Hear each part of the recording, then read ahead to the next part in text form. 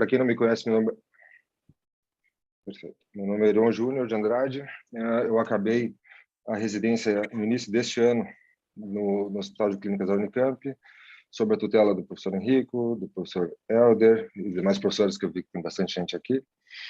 E eu tive a oportunidade, durante a residência também, realizar o mestrado, com orientação do professor Andrei, e fiz um Enfolded Research Fellowship no Laboratório de Base de Crânio na Cleveland Clinic, e agora eu sou o Clinical Fellow de Base de Crânio também na Cleveland Clinic. E, se o mundo não acabar até o ano que vem, eu sou o Clinical Fellow de Neurocirurgia Oncológica também na Cleveland Clinic. E depois vamos ver. Agora não passa o negócio aqui, só porque eu falei que ia acabar o mundo. A tela está passando para você, gente? Não está, Irion. Você está... Agora passou. Agora mudou. Agora passou. Agora passou. Bom, gente, então, na verdade, hoje eu estava conversando com o professor Henrico em dezembro, e a gente discutiu um pouquinho sobre meningiomas. E, na verdade, falando de meningiomas, eu acho que cada subtipo de meningioma dava uma aula de 3, 4 horas. Então, a gente está falando de uma doença enorme, na verdade, múltiplas doenças que levam o mesmo nome. É uma coisa que eu falo sempre para os pacientes, que meningioma é o nome, que a gente tem um sobrenome, e hoje, na verdade, a gente tem o que seria um segundo e terceiro nome, quando a gente lida com biologia molecular e perfil genético desses tumores. Então, é impossível a gente contemplar tudo numa aula só. Então, o que a gente quer discutir hoje é mais assim, conversar sobre a história natural desses tumores e entender um pouquinho do que vem sendo publicado, o que vem aumentando no conhecimento disponível da biologia molecular desses tumores. Conversar um pouquinho sobre cirurgia, porque, claro, somos todos neurocirurgiões ou residentes aqui, então cirurgia é o nosso principal foco. Conversar um pouquinho sobre radiocirurgia, porque bem ou mal, faz parte do tratamento, faz parte dos pilares do tratamento de meningioma e, na minha opinião, faz parte do domínio de conhecimento e de aplicação do neurocirurgião, do cirurgião de base de crânio. Não necessariamente o radiocirurgião, o radio-oncologista tem que fazer esse tipo de tratamento sozinho. E, obviamente, somando tudo isso, a gente pode discutir um pouquinho sobre como fazer o processo de tomada de decisão desses tumores, sabendo o que se tem de conhecimento hoje. Bom, é um pouco difícil a gente falar sobre meningioma sem falar um pouquinho de história. E a história do meningioma se confunde um pouco com a história da neurocirurgia em si. O professor Cushing, lá no início do século passado, ele, na verdade, acabou descrevendo os tipos de meningioma e teve a publicação desse primeiro livro sobre o tema, em 1938. Uma curiosidade que eu não sei se todo mundo sabe, aqui no canto superior direito da tela, é o túmulo do professor Cushing, que ele é nascido e sepultado em Cleveland. Então, no dia do aniversário dele, no início desse ano, eu ainda estava no laboratório, tinha mais tempo, acabei tendo o prazer de visitar e prestar meus respeitos ao pioneiro da neurocirurgia moderna. Mais atualmente, mais recentemente, é difícil a gente falar também de meningioma sem a gente falar do professor Olmeft. Então, que ele tem esse livro mais antigo, que é o Operative Atlas, e depois o livro de meningiomas propriamente dito. Tecnicamente, a gente vê pela história do século XX, inicialmente, a maior casuística de meningioma foi do professor Oliver Corona, na Suécia, que era mais ou menos 250 meningiomas. E depois, algumas técnicas de cirurgia de base de crânio, como o professor Doland, da clinodectomia anterior, o professor Kawase, da petrosectomia anterior, o professor Almeft, novamente, da petrosectomia combinada. Isso tudo se acabou acrescentando-se ao nosso armamentário para a gente ter a habilidade de ressecar esses meningiomas com o mínimo de morbidade possível.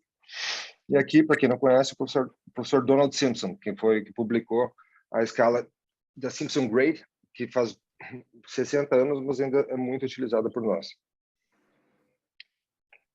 Então, de novo, falando um pouco do professor Olmeft, no primeiro livro daquele, que é o Atlas of Meningiomas, tem algumas coisinhas que ele fala que eu acho bem interessante. por exemplo, que são o princípio da cirurgia de base de crânio, se for analisar. Remove the bone, leave the brain alone, ou seja, faz a craniotomia necessária para não ter necessidade de retração do cérebro e não manipular o cérebro. São cirurgias, em boa parte, extradurais. Outra coisa, preservar os planos de aracnoide. Eles são nossos amigos. Obviamente, tecnicamente cirúrgica é indispensável, ou seja, cirurgia, operar, laboratório, treinamento. Não só a técnica, obviamente, mas também o conhecimento da anatomia de base de crânio. Então, por isso, nossa escola, isso é uma coisa que é chover no molhado, porque vem uma coisa desde o Dr. Evandro, o professor Helder, e o Dr. Henrico, agora com o laboratório nosso, da Unicamp, sempre frisaram muito para a gente. E, obviamente, algumas coisinhas peculiares da cirurgia de base de crânio, se a gente abriu, a gente tem que saber fechar. Então, o planejamento da reconstrução da base de crânio numa cirurgia de meningioma tem que ser pensado antes de abrir. E, obviamente, se possível, usar tecido vascularizado, que muda tudo. Outra coisa que eu falo bastante para os residentes lá da Cleveland Clinic, esses 4Ds. Porque, na verdade, se for pensar a cirurgia de meningioma, é um passo a passo. Eu acho que quase a neurocirurgia, se for, é um passo a passo. Mas meningioma, a gente tem que pensar o quê? Um acesso que vai nos dar uma boa visualização e acesso ao tumor, que, de preferência, vai desvascularizar o tumor antes da gente entrar nele, que a gente permite um detachment. Daí, esses tumores, uma coisa que o Dr. Luciano Paulo sempre fala, não existe prêmio por retirar esses tumores em bloco. Então, não tem por que a gente forçar a fazer uma ressecção em bloco, se a gente pode fazer um central debulking, e daí vai permitir uma dissecção mais gentil das estruturas peritumorais, e para a gente não lesar nada. Então, por último, dissecção. Então, desvascularizar, detachment, fazer um debulking e, por último, dissecção. Bom, da onde esses tumores vêm? A gente sabe que os tumores vêm dos vírus aracnoides, ou seja, das granulações aracnoideias. E são chamadas de cap cells. O que são essas cap cells? São chamadas de cap porque realmente elas funcionam como uma cobertura desses lagos venosos, desses seios durais. Mas isso explica esses meningiomas perisinusais, esses meningiomas ao lado dos lagos venosos. Porém, também a gente sabe que os meningiomas por si podem vir dos fibroblastos durais e células piais. Isso explica por que o meningioma ocorrer basicamente em todo o crânio e coluna espinal, inclusive intraventricular. Epidemiologia, só bem básico aqui, gente. Então, assim, hoje a gente considera que é o tumor mais comum primário intracraniano. Acima de 35 anos, então, é o mais comum, compreendendo 54% dos tumores cerebrais. Uma coisa interessante que a gente pensa que, mesmo a Simpson Grade, né, o percentual de recorrência. Se tu vai olhar a literatura, a maioria dos papers disponíveis, o follow-up entre 5 e 10 anos. E tem um paper mais antigo, que é de Matthewson, que com 25 anos de follow-up por meningiomas parassagitais, que eles encontraram recorrência de até 50%.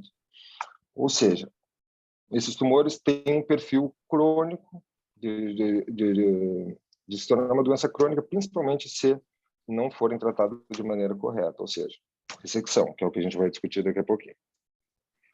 Então, isso aqui é extremamente básico, é simplesmente a localização desses tumores.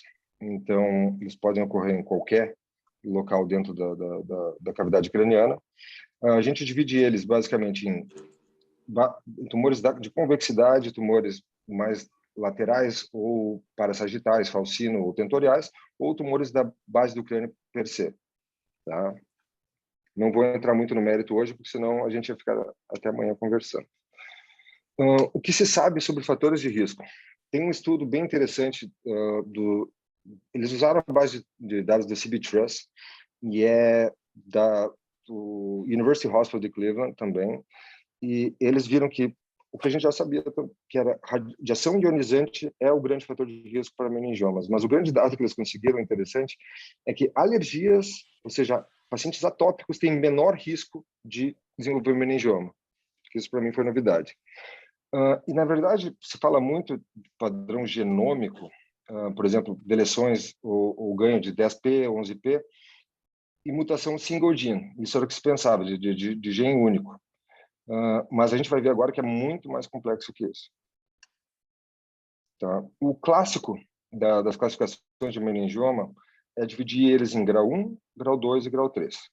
Grau 1, a gente tem esses 9 subtipos histológicos aqui, e o que se sabe hoje é que esses graus, entre 85% e 90% desses tumores, a gente pode classificar eles como grau 1. Como grau 2, então, é o ACC, que é o Atypical Choroid Clear Cell, e se você for analisar essas mitoses, vai de 4 a 19 mitoses por campo, ou invasão cerebral, que isso veio na RU 2016, ou de 3 ou mais dessas características aqui. Se for analisar 4 a 19 é bem amplo.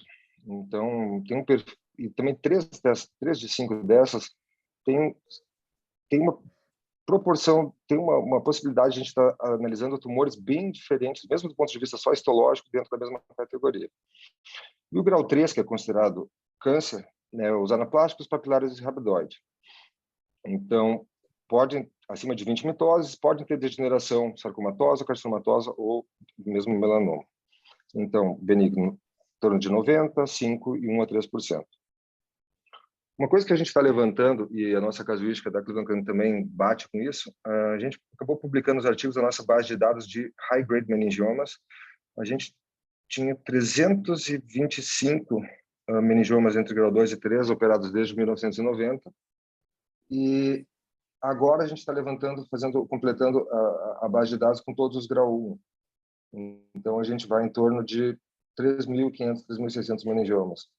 Então, a gente, se for analisar a proporção, também segue mais ou menos essa. Uma coisa interessante também, que eu acho que é legal da gente discutir com os pacientes, que a gente está, ok, 90% dos meningiomas são grau 1. Mas, na verdade, quando a gente está lidando com localização, isso muda um pouco. Primeiro, a gente sabe que meningiomas de grau mais alto, eles são mais comuns em homem, em relação à mulher, o que inverte um pouco essa incidência em relação a meningioma de grau 1. Quando a gente fala de base de crânio de linha média, ou seja, um plano esfenoidal, olfatório groove, tubérculo celular, ou mesmo um meningioma de clivus ou clinoide posterior, anterior, percentual de benignidade de tumores benignos chega a 90%, que é bem diferente desses meningiomas falcinos e parassagitais, 50%. Que isso também, obviamente, não é um dado que a gente analisou agora, porém, porque a gente não tem todo o dado dos meningiomas grau 1 ainda, porém, se for analisar no nosso banco de dados de meningioma de alto grau, tem uma predominância desses meningiomas falcinos de convexidade. Bom, isso é mais para os residentes, só para a gente dar uma relembrada em radiologia. Então, é uma massa extraaxial, ou seja, não é intraparenquimatosa, é ao redor, porque a gente discutiu um pouco da origem. O clássico dela é ter essa cauda dural. 75% dos meningiomas têm calcificação, e a gente pode aferir que meningiomas que têm calcificação, principalmente calcificação mais proeminente, em geral, são meningiomas que eles estão mais estáticos, eles são meningiomas que não estão crescendo necessariamente. Na tomografia, isso denso e pode ter hiperostose. Lembrando que hiperostose não é um crescimento tumoral, mas se a gente usar métodos de fluoroscopia na imagem, ou mesmo fazer biópsia desse osso ao redor, a gente vai perceber que há infiltração tumoral nesse osso. Tá? Por exemplo, tem estudos, o pessoal está usando hoje 5-ALA ou outros métodos de fluorescência, e isso a gente percebe que esse osso é infiltrado por tumor. Então, uma boa cirurgia meio que quer dizer que a gente remova pelo menos esse osso doente.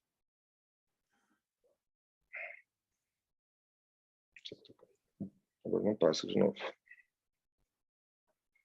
Bom, isso aqui é só uma figura que eu acho bonita do livro da professora Osborne, só mostrando da vascularização. Então, aqui a gente vê um meningioma de convexidade, na verdade, perto da fissura silviana. A gente vê o padrão de vascularização dele, que vem principalmente da carótida externa, da meningia média. Porém, ela acaba recrutando vasos piais, então, aqui da cerebral média. Mas, por isso, idealmente, o acesso extradural é um dos objetivos que a gente faça desvascularização da lesão e facilite nossa cirurgia, obviamente, porque senão esses tumores podem sangrar bastante. Então, assim, a gente falou de não vou entrar muito nisso, mas assim, então, em geral, esses tumores são iso-intensos em T1, iso ou hiper em T2, e eles, obviamente, realçam, em geral, homogeneamente por gadolínio. O pessoal, para a gurizada aí da residência, por que esses tumores realçam por gadolínio? Eu pedi para os mais velhos, porque é quem eu conheço. Felipe? Como? Oi. Por que meningioma realça? Porque ele faz uma neovascularização também, recruta os vasos durais, arteriais principalmente. Pois parece bobo, cara, mas assim, não é uma resposta tão simples, porque a gente sempre pensa que enhancing, tipo, captação de contraste por gadolínio, a gente sempre pensa em quê? Quebra da barreira hematocefálica, não é? Por exemplo, o que acontece no glioblastoma e coisas assim. Mas, na verdade, os capilares das meninges, por si só, eles são fenestrados. Então, por isso, a gente acaba tendo extravasamento do contraste para o tumor, mas não para o parênquima ao redor. Então, é bobinho, mas é uma coisa interessante para a gente entender. Outra coisa também que está sendo pesquisado hoje, mas eu nem entrei no mérito, 2 anos atrás a gente conversou um pouquinho sobre o sistema linfático cerebral, né? Mas, na verdade, o que a gente está vendo agora é que talvez tenha alguma implicação desse sistema linfático meníngeo, tá? Também em relação com a formação de meningiomas e principalmente o desenvolvimento de edema perilesional. De novo, travou. Tá. Então, outra coisa interessante aqui.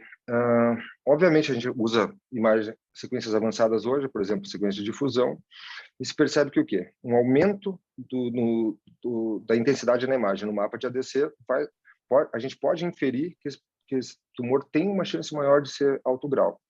E hoje, pensando em imagem em análise de imagem, análise molecular por ressonância magnética, se vê que esse raio do mapa de ADC pode significar uma sinalização desse gene Wnt, ou seja, que está relacionado com tumores de alto grau também. Aqui, simplesmente, o SWI, para a gente ver tanto vascularização intratumoral quanto calcificação. Espectroscopia. Então, uma análise molecular, então, aumento da colina, diminuição do NAA, ou seja, não tem neurônio. E uma coisa que é interessante também, que para mim foi novidade, por exemplo, a Cleveland Clinic não paga espectroscopia para todos os doentes, então tem que ser casos muito específicos, o que de vez em quando deixa a gente meio na mão. Por exemplo, um caso que tem uma lesão celular, tá? Que a gente está, no geral, obviamente, mais de 90% vai ser adenoma de hipófise. Mas uma lesão celular, por exemplo, o meningioma de diafragma celular, uma das imagens que poderia nos auxiliar é a espectroscopia. Isso não é uma coisa que comumente a gente acaba solicitando no nosso protocolo de base de crânio.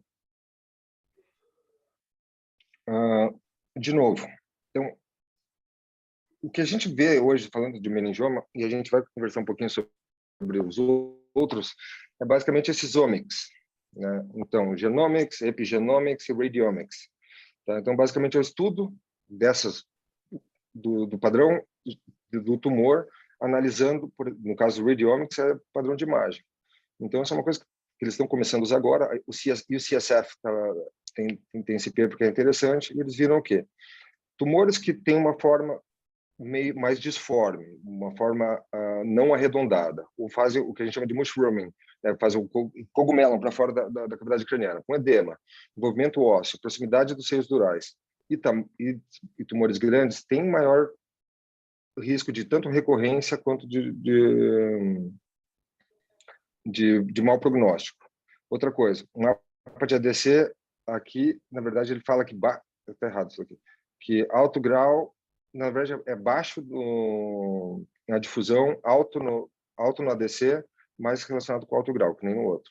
E, de novo, só meningioma com forma irregular, diferente desse meningioma mais bolinha que a gente vê, por si só, o paciente vai ter um menor overall survival. Tá? Outra coisa interessante sobre edema, né? O edema em meningioma é extremamente comum. Então, 50% a 75% dos pacientes vão ter edema vasogênico. Não pode ser por vascularização, invasão.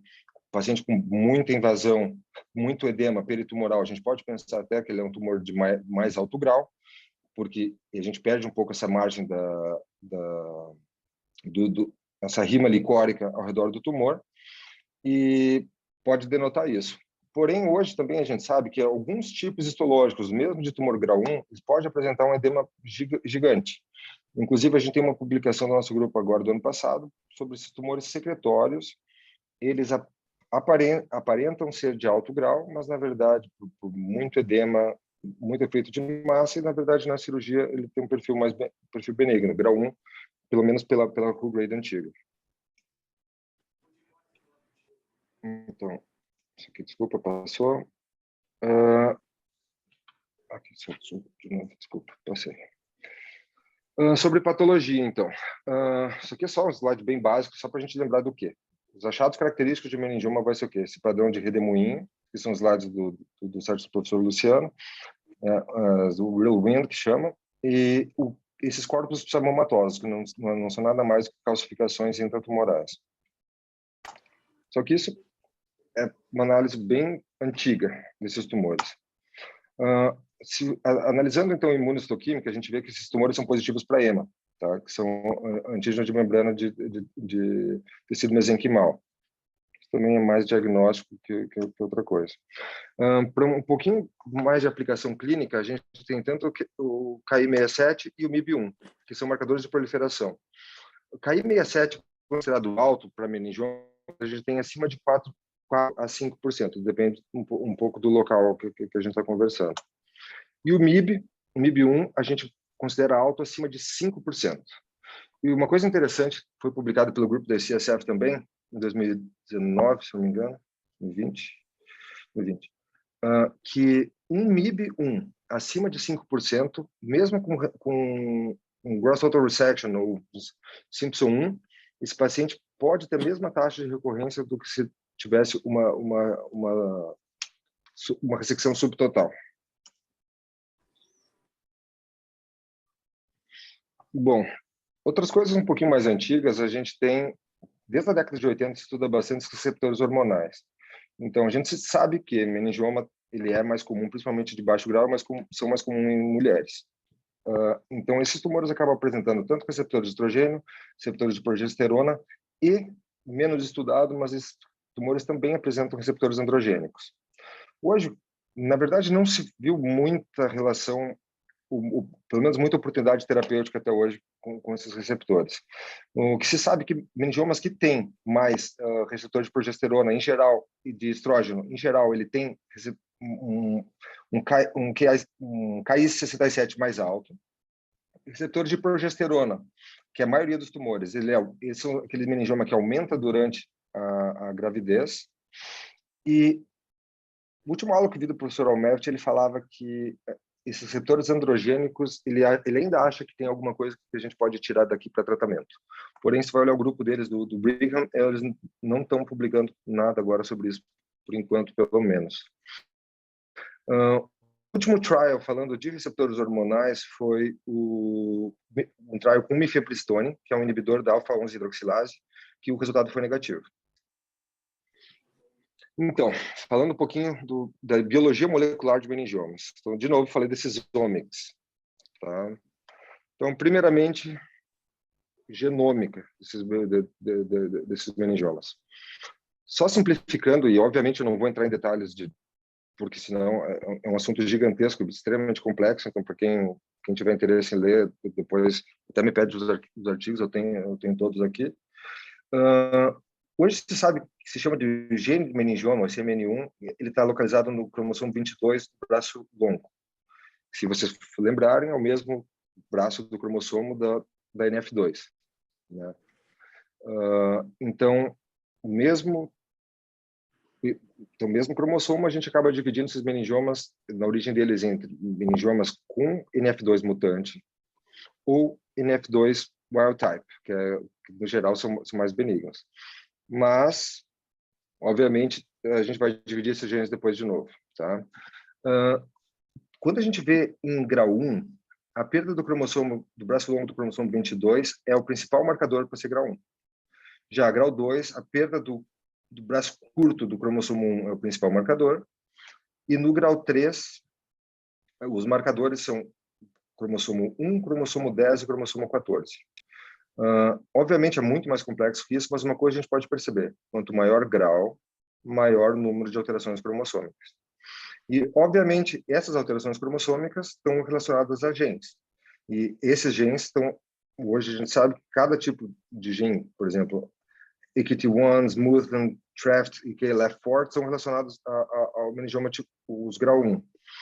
O CDKN2A e o TERT, que é a Third Promoter Mutation, eles estão relacionados a alto grau, grau 2 e 3. E na nova classificação da WHO, eles vão, por si só, ter mutação do Third Promoter Mutation, vai automaticamente definir o meningioma como alto grau. Então, aqui de novo, meningioma, tentando simplificar, meningioma pode ser ou grau 1, ou ele é NF2 mutado ou não NF2 mutado. Daí, dentro dos não NF2 mutados, eles vão ter alguma dessas mutações.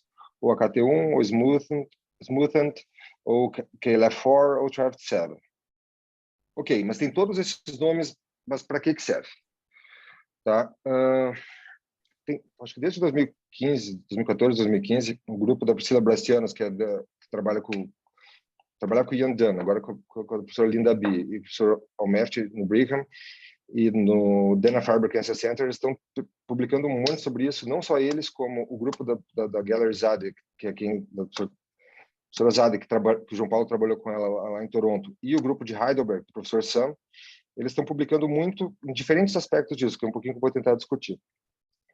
Uma coisa, Vitor vai pensar, beleza, tem todos esses nomes, a gente sabe todas essas mutações, mas para que serve? Inicialmente, então, se vê o quê? Que dependendo do tipo de mutação, o tumor ia ocorrer mais em alguns lugares específicos. Por exemplo, NF2, em geral, eles são ao redor da foice, e, no geral, eles só vão ter assim, à frente da estrutura coronal se eles tiverem essa mutação SMARCB1 junto. Esses tumores, tanto KLF quanto P3K, etc., eles acontecem, em geral, ao redor da asa do esfenoide. Então, assim, primeiro, alteração, instabilidade cromossômica e esses genes que a gente conversou um pouco. Depois disso, o que se viu, na verdade, é uma sequência de como esses tumores eles vão se desenvolver em tumor benigno, de um tumor do meningioma benigno para um tumor mais agressivo, ou ele nascer como um meningioma mais agressivo de novo, espontaneamente, assim como a gente pensa no glioma, um glioblastoma. O que a gente sabe, então, assim, como eu falei antes, NF2 mutado, tá, que vai progredir, no geral, então, como eu falei, SMARCB1 são esses que a mutação ele vai levar à frente da estrutura coronal. Esse tumor acaba tendo instabilidade cromossômica e por isso ele acaba evoluindo para um grau maior. Esses atípicos ou anaplásicos, de novo, então, o grande gene responsável é esse Third Promoter Mutation. Tá? E uma coisa interessante, que isso para mim também, quando eu estava lendo sobre isso, achei interessante, diferente de outros tumores, por exemplo, um carcinoma hepatocelular, o tumor principal e as recorrências, a mutação, a carga de mutação do tumor é basicamente a mesma. Já no meningioma é completamente diferente. Os meningiomas mudam muito durante a recorrência. Eles só mantêm as mesmas mutações em torno de 20 a 25% das vezes. Por isso que acaba sendo um pouco difícil achar alvo para tratamento deles. E outra coisa, essas mutações que a gente estava falando antes, por exemplo, o PIK3A, mutações do Hedgehog, que é SMUTHN, tá? Ou TREFT7, que é a mesma do PIK3A, eles aumentam 22 vezes a chance de recorrência comparado com os meningiomas de perfil molecular mais benigno. Então, como eu falei, o grupo do professor, que era do grupo do professor Almeft, mas quem está na frente agora é a professora Linda B, do Brigham, eles usaram nosso conhecimento atual sobre essas mutações, tá? Somado à mitose, que ainda se for analisar, é o número antigo, e acabou desenvolvendo entre grau 1, grau 2 e grau 3 dessa integrated grade. E eles perceberam que, usando esses marcadores, esses marcadores genéticos, as mutações, é muito mais fidedigno com o prognóstico do paciente do que o que a gente sabe da WHO grade, da classificação da OMS. Outra coisa interessante disso, por exemplo, porque assim, mesmo no sistema, mesmo nos Estados Unidos, com um hospital privado grande, não vai ser feito para todos os pacientes essas mutações. Por quê? Porque o racional é que só se associam novas tecnologias que vão ter benefício direto para o paciente agora, a menos que tenha um grant para fazer pesquisa. Então, mesmo numa Mayo Clinic, uma Cleveland Clinic, isso não é no dia a dia, a menos que tenha pesquisa. O que é interessante. Obviamente, por isso, e mesmo pensando no sistema brasileiro, essa graduação do grupo do Brigham, ela é bem interessante porque, mesmo que tu só tenha alguns desses marcadores, dessa análise cromossômica, tu já pode acabar usando. Então, tu pode ter um prognóstico, ter uma melhor noção prognóstica do paciente. Bom, então, falar um pouquinho sobre epigenética, tá? Então, genética é a alteração da sequência do DNA que vai levar a uma mutação e pode levar à doença. Epigenética, na verdade, é o que a gente vê alterações do fenótipo do paciente que não envolvem necessariamente alteração do DNA, ou seja, alterações comportamentais e de meio que levam a características fenotípicas que pode ser passado por herança. Quando a gente pensa em meningioma, na verdade, em glioma também, tanto que a gente fala metilação do MGMT, metilação, a gente adição do grupo metil na cadeia de DNA, isso pode ativar ou desativar o gene, pode levar a perda de função, perda da diferenciação, aumento da proliferação celular e diminuição da apoptose. O grupo do professor Sam e de Heidelberg, ele também acabou classificando o que eles chamam de methylation cluster em 6 grupos, tá? 3 benignos, 2 intermediários e 1 maligno. E esses grupos também se mostraram muito mais preditores de comportamento do que a classificação da OMS. Vocês podem ver como tem tumores que a gente considera como benignos, então, WHO grade 1, eles acabaram vindo até para intermediário e, em alguns casos, até meningioma transicionais acabaram que eles foram operados, possivelmente foi dito para o paciente, não, tu tem meningioma grau 1, ele vai ser benigno, tu está curado. Com uma análise molecular mais nova, esse paciente, na verdade, tinha um câncer. Então, o racional de tratamento é completamente diferente. Então, aqui, de novo, só um pouquinho da característica desses tumores e que a gente consegue ver o PFS em meses aqui. A gente sabe, o benigno 1, 90% de sobrevida acima de 10 anos e completamente diferente desses meningiomas anaplásicos ou malignos, mesmo nesse methylation cluster aqui maligno. Em geral, esses pacientes não vivem mais que 5 anos. O grupo da professora Zadeh, na verdade, de Toronto, eles criaram, como o pessoal do Brigham criou aquela escala inicial, eles criaram outro ponto aqui também. Ponto de mutação, ponto de mutação, ponto da metilação. Então, tu soma essa escalinha, daí tu vai ter de 0 a 180 pontos, e daí tu consegue prever a sobrevida desses pacientes e na verdade, prever a recorrência desses pacientes em 5 anos. E por que isso é importante? Eu acho que quando a gente pensa em reoperar e principalmente em irradiar esses pacientes. Então, assim, toda essa sopa de letrinhas que a gente conversou até agora. Então, por que isso importa? Primeiro, tá, e mais real hoje, para a gente saber que pacientes merecem mais tratamento, merecem um segmento diferenciado. Não são pacientes com, mesmo grau 1, com alteração molecular, com perfil mais agressivo. Não são pacientes que a gente vai poder ver uma vez por ano, uma vez a cada 2 anos e mandar embora, deixar o cara ficar 10 anos sem aparecer na nossa frente. E também de alvos moleculares para terapia-alvo. Tá? Um porém, que é bem interessante e triste se for analisar, todos os alvos, pelo menos até hoje, principalmente os alvos encontrados para terapia-alvo, terapia molecular de meningioma, são para grau 1. Então, a gente não tem nada que funcione muito bem, pensando em terapia-alvo para grau 2. O que se tem, esse trial de 2017 com inibidor de AKT1, tá? Ano 2020 começou com tanto everolimus como temsirolimus, como que é inibidor do mTOR, tá? Ano passado, o grupo do Brigham também começou. Eles avaliam esse perfil genético de todos os pacientes e, baseado nesse perfil genético, todos os pacientes têm recorrência, etc., eles acabam dividindo os pacientes em SMoothAnd, NF2 ou AKT, e daí eles usam os inibidores específicos. Mas é uma coisa que ainda, se for analisar, está bem incipiente. Outra coisa que ficou bem modinha nos últimos anos, quando a gente fala de tumor, obviamente a gente sabe que para muitos tumores funciona muito bem, é a imunoterapia. Eu falei modinha porque hoje a gente vai conversar com o pessoal da oncologia, etc. Teve um boom desses anti-PD-1 e anti-PD-L1, que é o Nivo, tá, que eles chamam. Por uma época, conversando com eles, eles falam que o Nivo ia curar tudo. E hoje a gente vê que não é bem assim.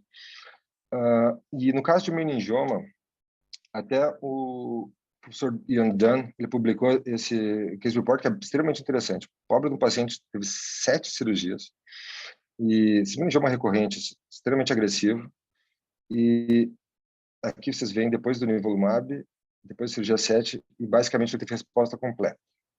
Tá? Daí foi se estudar por quê. Por que o nivolumab e o prembolumab, que é esses PD-L1 inibidor, eles não funcionam bem no meningioma porque ele é considerado imunogeneticamente frio. Tá? Então, é um tumor que não tem muita inflamação intratumoral. Então, o microambiente do tumor não é muito inflamatório. Então, nesse caso, esse paciente tinha deficiência de mismatch repair, que é um preditor de resposta para o NIVO. Então, esse paciente teve essa resposta completa, absurda. Mas, basicamente, acabou sendo interessante para fazer um report e entender que alguns pacientes podem ter isso. Mas o dado que a gente tem hoje é que 2% dos pacientes com meningioma vão ter esse mismatch repair deficiency. Ou seja, não é muito útil. Faltou outra imagem aqui. Bom, falei um monte dessas sopas de letrinhas, como eu brinquei. Vamos falar um pouquinho de cirurgia, que é o que importa mais para a gente também, não que o resto não importe. Eu não vou entrar muito no mérito, obviamente, de técnica, não vou entrar muito no mérito de anatomia, mas só quero compartilhar alguns casos com vocês, alguns resultados, alguns dados que a gente sabe sobre cirurgia hoje. E uma coisa que eu acho interessante, na verdade, é assim, o jeito que a cirurgia de base de crânio moderna se pensa hoje é um jeito híbrido. Tá? Então, é uma somatória de técnicas. Então, tanto a cirurgia transcraniana, como cirurgia endoscópica, não só endoscópica endonasal, mas endoscópica transorbitária, com TONS, ou transfacial, etc. Até a técnica, do meu ponto de vista hoje, não é nós que necessariamente definimos a técnica, mas sim o paciente. E, na verdade, a gente tem que ter no nosso armamentário diferentes opções de tratamento para a gente dar o melhor para o nosso paciente. Por isso que eu brinquei aqui. Para quem só sabe usar martelo, todo problema é um prego. Tá? Além disso, esse slide eu peguei do Dr. Sims. Além disso, não basta para a gente entender da cirurgia, mas a gente tem que pelo menos saber indicar bem a radiocirurgia. Quando não saber fazer, a gente tem uma peculiaridade lá no hospital que a gente faz nossos casos, obviamente tem o radio-oncologista junto para ajudar, a guiar, mas é interessante ter esse treinamento e ter esse conhecimento sobre radiocirurgia também. Obviamente, quando a gente está pensando em cirurgia endoscópica endonasal, principalmente tem uma equipe de otorrino, ou uma cirurgia, por exemplo, que eu sei que não é muita realidade, nem sempre a gente tem paciência também, mas, por exemplo, fazer um acesso petroso combinado, ter o otologista junto para ajudar, talvez diminuir um pouco o nosso tempo de cirurgia, facilita a vida. E não só o conhecimento de anatomista, que a gente desenvolve no laboratório, mas a gente tem que entender a parte de radiologia, a parte de radiologia avançada também. Falando, então, sobre cirurgia, qual o objetivo? Obviamente, secção maximum safe section, secção segura máxima. Por quê? Prevenir recorrência e prevenir que a gente acabe machucando o paciente. clássico Simpson 1, do Simpson, né? Então vai de 1 a 5, sendo que 1 não é só ressecção completa do tumor, mas também tem ressecadura e o osso. E a gente considera que Simpson entre 1 a 3, a gente considera gross total resection. E 4 e 5 é subtotal resection. Tem um paper bem interessante do ano passado, que é do professor Ted Schwartz, também do McDermott, que eles falam que, assim, Simpson grade, abandone a escala, mas preserva a mensagem. Eu acho que o paper, se for analisar, tem vários problemas, assim, mas se for... A mensagem do paper é interessante. Por quê? Porque não que necessariamente isso ainda seja a completa realidade uma análise do tumor, mas a mensagem é o quê? Quanto melhor a ressecção, melhor o prognóstico do paciente, mas obviamente com segurança. O que mudou um pouco nos últimos 20 anos foi isso. Então aqui, só para um pouquinho sobre isso, então, a nossa casuística de meningioma grau 2, então foi 214 pacientes, tá? Com follow-up médio de 53%, e de novo, que bate com a escala de Simpson, quando a gente alcançou gross total resection, o paciente viveu mais e viveu mais sem recorrência. Então, aqui só quanto tempo está, gente? Então, só colocar uns videozinhos rápidos aqui, gente. Então, assim, esse é um caso bem interessante, tá? Só para a gente pensar, ver um pouquinho do que eu falei desse conceito um pouco mais híbrido, tá? Uma paciente de 50 anos que foi operada em 2017 por um meningioma que veio como de alto grau, tá? A paciente acabou desenvolvendo ptose do olho direito, paralisia do ocumotor, na verdade, uma síndrome do olho congelado e cegueira. Tá? Então, na última ressonância que a gente fez no início do ano, então veio essa lesão envolvendo todo o seio cavernoso direito, ápice orbitário e seio esfenoidal e etimoidal. Então, na avaliação pré-operatória, a gente acabou fazendo uma angiografia, na qual a gente viu que toda a carótida direita estava ocluída. Então, por isso a gente acabou nem fazendo um teste de oclusão com um balão. Então, o que a gente pensou? Acho que em junho, o Varun foi comigo no laboratório, a gente foi testar, treinar, ver as ideias lá, e a gente acabou operando esse caso no final de julho. Então, a gente começou a endoscópio endonasal, então, não vou só dar uma pulada aqui, que esse é o malão. Então, a gente fez uma abordagem endoscópica endonasal, transfenoidal, translácero, por quê? Transpterigoideu, translácero, que daí a gente acabou vendo a parte vertical, ou ascendente da carótida cavernosa, que a gente, por endoscopia, a gente chama de paraclival. E assim, uma coisa que eu não falei, o objetivo dessa cirurgia, como era meningioma de grau 3, era exanteração do seio cavernoso e ápice orbitário.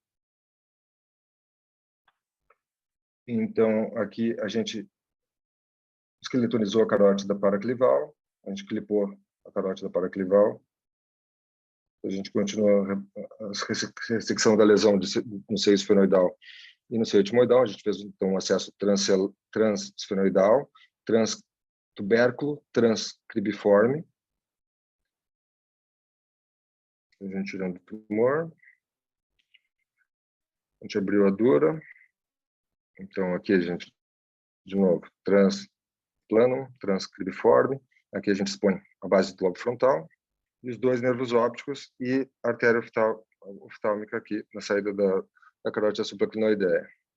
Mas a gente já estava cego, obviamente. Está errado, né? Neurectomy seria sacrifício mesmo. Isso para a gente dói. Todo mundo vai dar um pulinho agora. Dói, mas o paciente estava completamente cego, atento. Tá? Então a gente ressecou, a gente cortou e sacrificou o nervo óptico direito. Então, o próximo passo, a gente acabou abrindo a célula, separando do tecido hipofisado para tentar preservar alguma função que ela ainda tinha. Então, a gente liberou, achou bem a carótida supraclinoidea, isolou. Desculpa. Tá gigante esse vídeo, gente. Eu não consegui editar. Então, assim, a gente sabia que estava ocluído, mas a gente queria ressecar o seio cavernoso, a gente ficou com medo de um contrafluxo de sangramento pela oftálmica. Então, aqui a gente clipou oftálmica na origem acima do anel dural distal.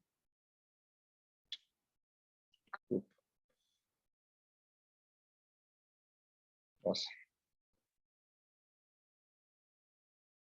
Quando eu queria passar, não passava. Isso. Daí a gente veio um acesso transpalpebral, supraorbitário, a gente ressecou junto com o pessoal da oftalmoplástica, a gente ressecou a rima orbitária superior, a gente foi por via supraorbitária até o ápice orbitário, a gente começa a ressecar, até que a gente acaba comunicando tanto o que a gente fez por acesso endonasal com o acesso transcraniano. Então, novamente, a gente acabou clipando a carótida supraclinoideia pela via, então, transorbitária.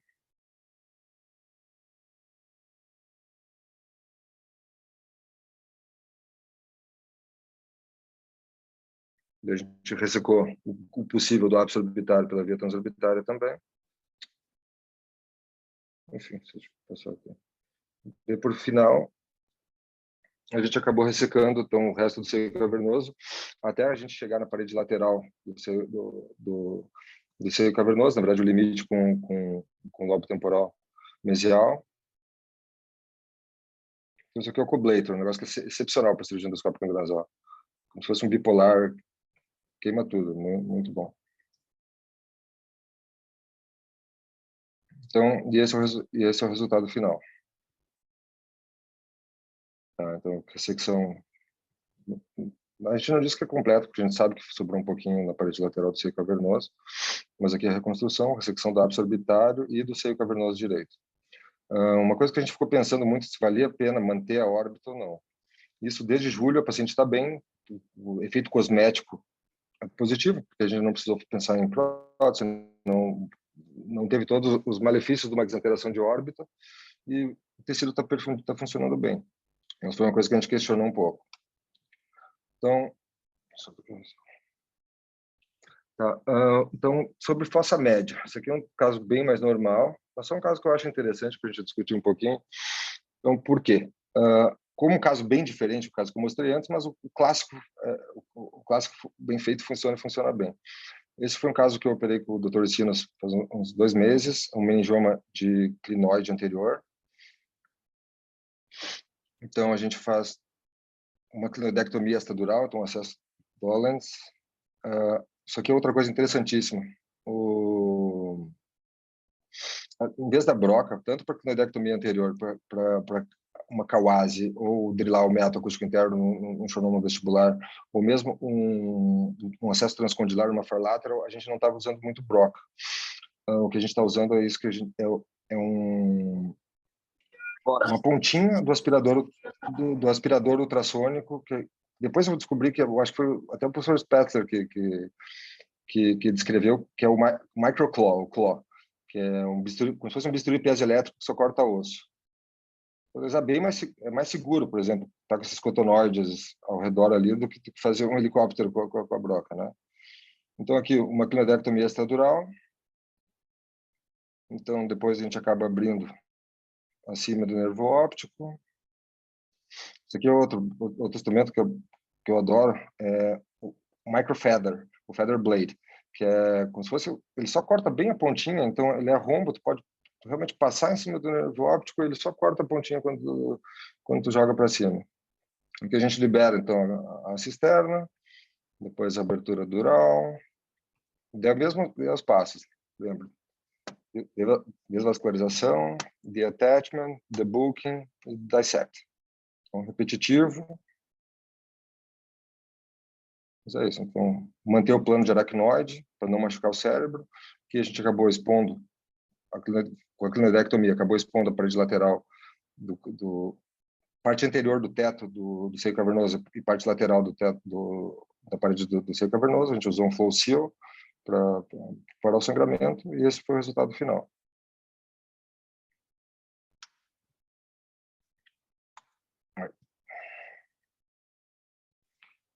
De fossa posterior, então. Então, esse foi também Nossa, ficou estranho isso aqui. Mas foi um paciente que a gente operou, acho que faz umas 3 semanas. Então, um senhorzinho, primeiro dia que veio, então, um senhor de 67 anos, tetraplegia progressiva, dor cervical. Né? Daí foi fazer o exame de imagem. Desculpa.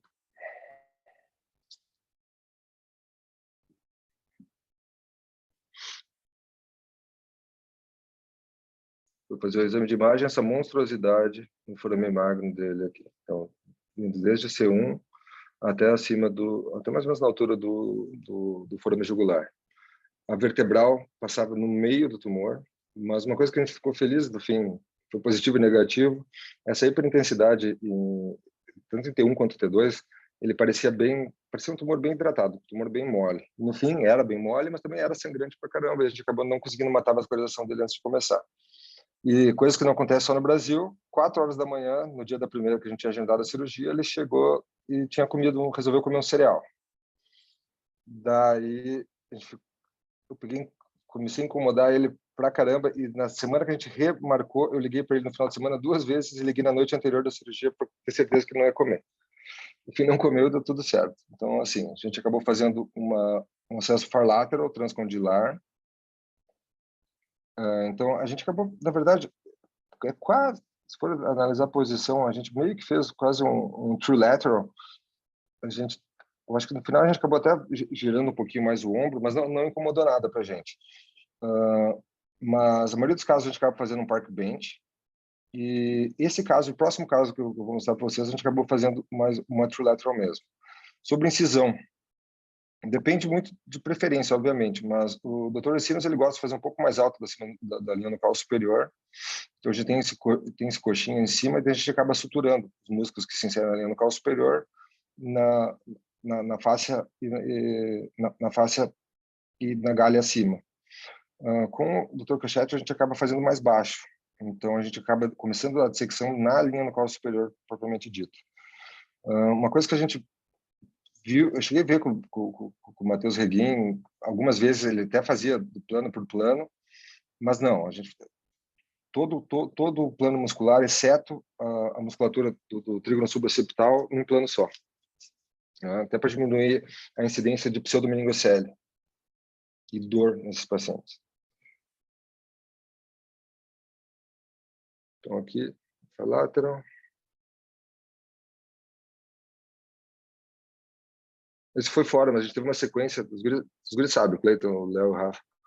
Em 2 ou 3 semanas, em outubro, a gente teve 4 forláteras seguidas, assim. Então, esse foi depois. Então, aqui a gente viu, tumor bem sangrante. A gente acabou, isso aqui usando o Doppler intraoperatório, ficou corrido o vídeo, mas usando o Doppler intraoperatório, a gente acabou identificando a vertebral e conseguiu esqueletonizar toda ela. Então, a gente, a raiz de C2, os rootlets C1, a gente vê o 11º, o cervical branch subindo.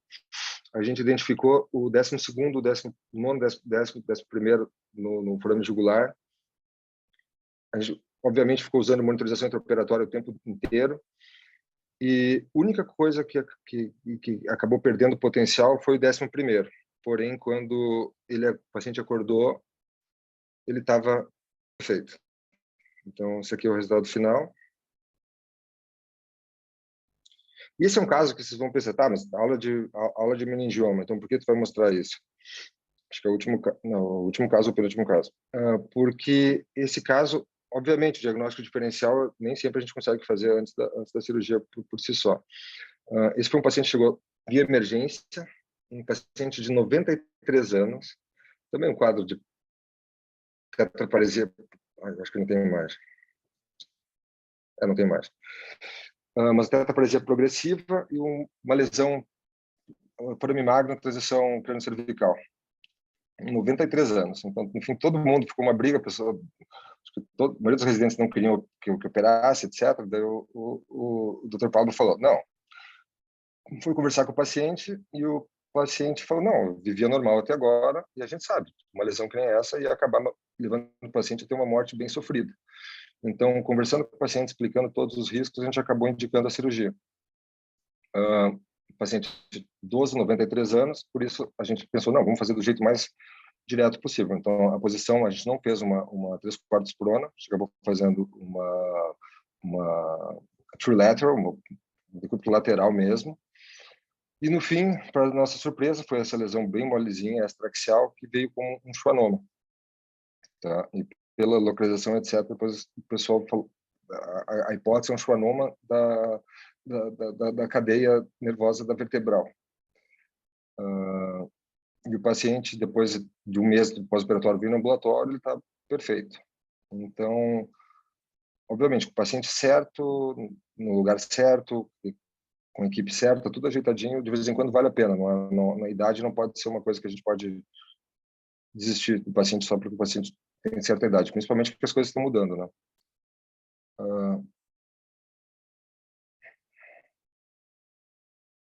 Aqui, só um schwannoma, só constar a imagem bonitinha. Eu peço desculpa por não ter imagem, mas eu não consegui abrir aqui hoje.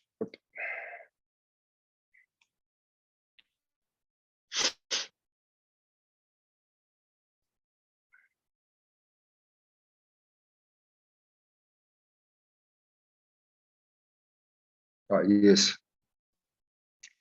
é o último vídeo. Então, essa foi um paciente que eu operei com o Varron, acho que em agosto ou setembro. Era um meningioma, paciente jovem, um meningioma petroclival. E a gente decidiu que tinha compressão de tronco, compressão mais o grande problema era a fossa posterior. Então a gente acabou resolvendo fazer uma retrosigmoide. A gente fez um debooking gigantesco da parte posterior. A gente pensou, não, a gente acompanha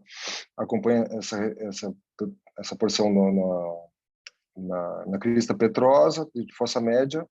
Se crescer, a gente pode irradiar ou pensar em voltar. Para nossa surpresa, na patologia ele veio como um grau 3 também. Tá, então a gente acabou voltando, paciente de 33 anos. Então, vou pular aqui só rapidinho. Então, a gente acabou fazendo um acesso subtemporal, uma incisão arciforme ao redor da orelha, 2/3 à frente da base da raiz posterior do zigoma. Daí a gente sabe que aqui, em geral, a gente vai encontrar a meningia média. Então bem centrada no metaacústico externo aqui. São só os passos. E assim, quando a gente pensa muito em peeling de fossa média e excesso de fossa média, no geral o que a gente acaba pensando é o quê? Até tinha outro vídeo que eu não coloquei, mas um acesso mais anterior, então, por exemplo, uma pterional,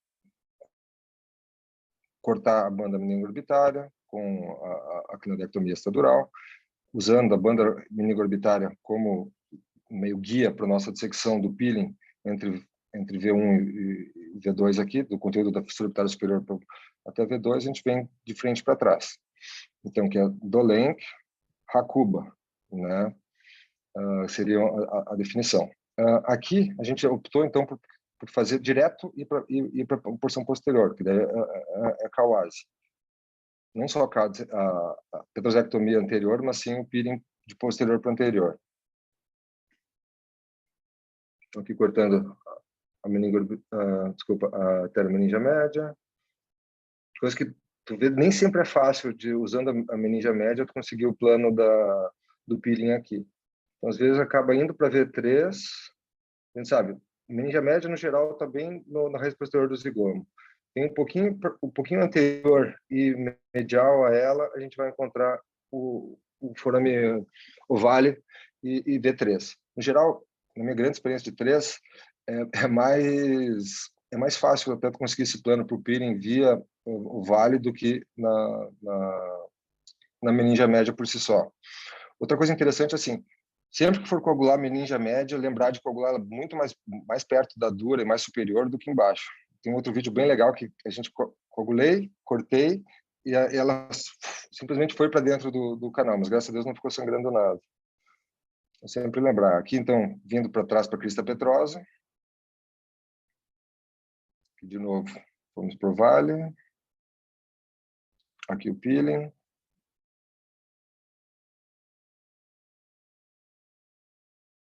De novo aquela cloca que eu falei para vocês, a garrinha. petrosectomia anterior.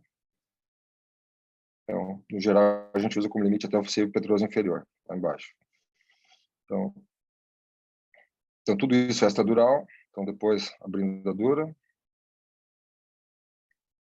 Sempre cuidado quando a gente está manipulando o lobo temporal, a vena estomótica de Labé. Não essa aqui, mas está embaixo. A gente identificou, deixou ela quietinha, botou um surgicel já foi em cima, deixou quietinho lá embaixo. O tumor até tendo lá para cima. Daí aqui, fazendo os cortes. Porque assim, como eu falei antes, essa dura, a fossa média toda envolvida. Então, aqui a gente comunica os dois cortes da dura máter do temporal até a dura da fossa posterior. Então, cortando o seio petroso superior. Isso que vai nos dar, na verdade, o acesso. Uma coisa interessante, a gente tem... Eu, pelo menos, quando eu estava estudando isso pela primeira vez, eu tendia a pensar que não era um acesso muito... que acrescentava muito a Kawase. Na verdade, acrescenta bastante, como vocês vão ver.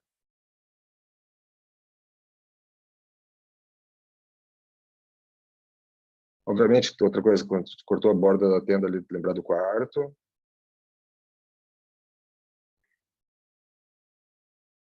Então, essa aqui é a parte do tumor que estava aderida no tronco. Aqui a gente começa a ver o mesencéfalo, no ponte. Aqui a gente começa a ver o quinto nervo. Aqui eu estou dissecando o tumor em cima do quinto nervo.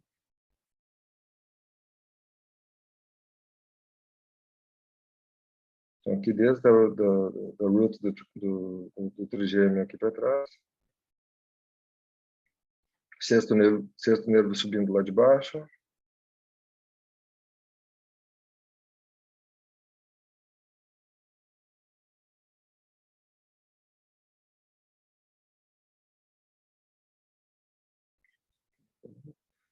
Aqui. Deu uma coisa, a gente começou a ver o quarto, daí o Varun entrou e começou... Quarto fininho, daí a gente começou a tirar, ele começou a secar, ele achou proximal, achou distal. O quarto a gente sabe que é extremamente sensível, e daí no fim a gente acabou preferindo não ser muito agressivo para a gente estava intacto.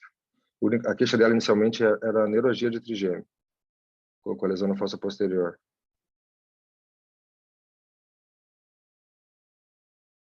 Acabei sobrando um pouquinho de tumor ali e a gente vai irradiar. Desculpa, a gente acabou abrindo.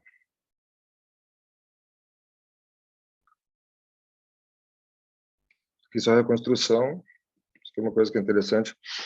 Eu não sei se os professores têm acesso na rede privada, mas aqui aqui não, lá é uma fortuna.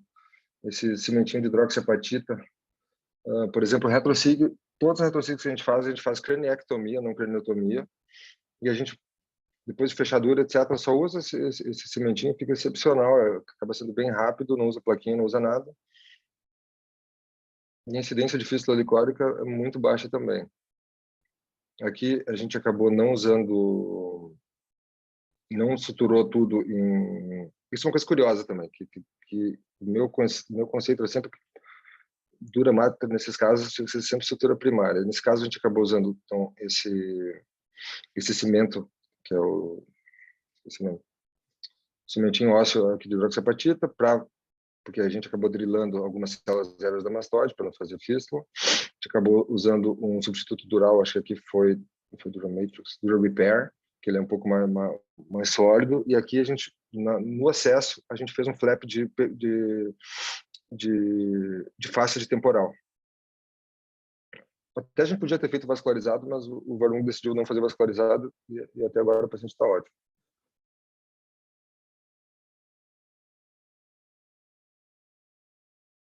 Então, aqui o resultado final. Desculpa. Eu queria ter feito um videozinho de uma petrosa combinada, mas admito que nas férias não deu tempo. Então, de novo, quando a gente pensa que vai falar com um paciente de meningioma, então, quais são as opções? Nem coloquei aqui, mas primeira opção, observação. como a gente sempre fala. A gente sabe que a taxa de crescimento do meningioma é muito variável, mas se fala em literatura de 1 a 3 milímetros por ano, dependendo, obviamente, do local, do grau, etc. Mas a observação é achado incidental, tumor pequeno, então não tem mal nenhum observar, repetir exame de 4 a 6 meses, que é o padrão que faz aqui. Sei que isso não é totalmente, aqui não, lá não é totalmente reprodutível para o Sistema Único de Saúde do Brasil, mas observar é uma opção. Depois, cirurgia. Né? Cirurgia, objetivo, ressecção radical, ou maximum safe resection, com ou sem radiocirurgia. Obviamente, outra opção também, alguns pacientes preferem, é radiocirurgia direto. Então, upfront radiosurgery. O grande objetivo da radiocirurgia por si só é o quê? Fazer o tumor parar de crescer. A taxa de controle hoje, sabe, de 85% a 90% em 10 anos. O professor Almeida é uma coisa que ele bate muito nessa coisa de malignidade, né? Mas tem estudos gigantescos hoje que a taxa de malignização desses tumores ele é menos de 0,1%. Então, existe, mas não é comum. Acho que é um pouco viés do tipo de paciente que chega para ele também. Então, mas como eu falei, a radiocirurgia é para o tumor parar de crescer, não é para o tumor diminuir. Ou seja, para um paciente que não tem sintoma, com um paciente que o tumor não é gigante, o tumor pode parar de crescer. Principalmente tumores pequenos, obviamente. Então, aquilo que eu falei um pouco antes. Eu acho que o futuro hoje é tu, pelo menos, conhecer todas as opções, né? Não só as opções cirúrgicas, como também a de radiocirurgia. Aqui só falando, radiocirurgia a gente usa como um termo geral, né? Mas tipo, radiocirurgia depende do lugar, Coca e Pepsi. Então, né, hoje pelo menos o Linac e o Gamma Knife. A Cleveland Clinic é um centro de Gamma Knife, mas por exemplo eu sei que a Ohio State eles estão investindo um monte em acelerador linear. A gente usa para tumores menores no geral. Então, o cutoff point para a gente é 2,5 centímetros para fazer single shot, fazer em dose única. Tá? A gente usa de 14 a 15 grays. Então, por exemplo, para aparato óptico, então, um meningioma de tubérculo, coisa assim, a gente precisa pelo menos 2 a 3 milímetros, ou fazer uma cirurgia de descompressão. Tem a opção de tumores maiores de fazer de algumas maneiras. Primeiro, ou fazer radiocirurgia ou radioterapia estereotática hipofracionada, que pode ser de 3 a 5 sessões na mesma semana. Tá? E a gente consegue dar uma dose mais alta, dividido em 5, em geral 25 vezes 5, então 5 por dia, durante 5 dias. E tumores gigantes, que têm muitas estruturas importantes ao redor, a gente pode usar o quê? Por exemplo, IMRT ou VMAT também, que eles usam. Isso eu nunca vi. Que a gente acaba usando naquele Clinic, que é ou Gamma Knife ou IMRT. Então, de novo, o que se sabe é de 80, na verdade, esses dados de 85 a 90% dos dados mais atuais de Progression Free Survival em 10 anos, com essa dose de 14 a 15 grays. Então, assim, agora falando um pouco, então assim, quando tu usa, tá? Quanto pode oferecer para o paciente? Grau 1, o tumor está crescendo, a gente não quer operar de novo, tu acha que não vale a pena operar de novo, e radiocirurgia é uma ótima opção. Grau 2, quando? Paciente com meningioma de grau 2 que tem fatores de alto risco. Por isso, é uma das grandes utilidades, porém, é a grande utilidade hoje de toda aquela sopa de letrinhas que a gente falou no início. E grau 3, basicamente, tu tem que pensar em terapia adjuvante para esses pacientes. Então, falei bastante. Mas era isso, gente. Eu quero agradecer a oportunidade de conversar com vocês. Estou